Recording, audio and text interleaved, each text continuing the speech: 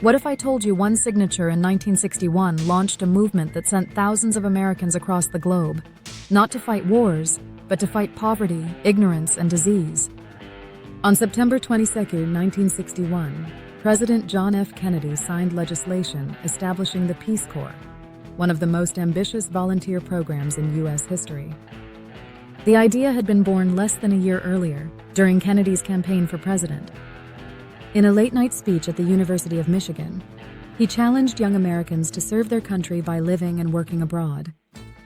The response was electric. Students flooded his campaign with letters begging to take part. Once in office, Kennedy turned the idea into reality.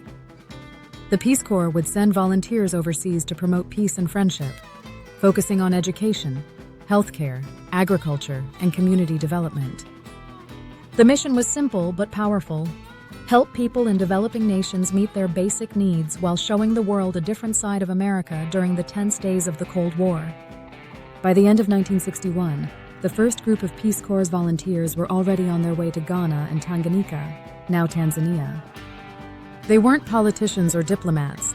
They were teachers, engineers, doctors, and everyday citizens, willing to roll up their sleeves and make a difference. The impact was immediate.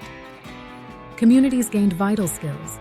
Children had access to new teachers, farmers learned modern methods, and healthcare reached villages for the first time.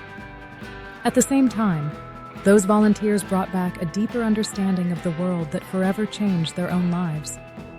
Over the decades, the Peace Corps has sent more than 240,000 Americans to 142 countries. The program still embodies Kennedy's vision that service abroad could strengthen both global communities and the American spirit. Kennedy believed deeply in the words engraved at the entrance of the Peace Corps headquarters. The Peace Corps is a demonstration that our people have a capacity for greatness. And his dream continues to live on today. Follow, like, and share for more interesting tidbits and stories from history.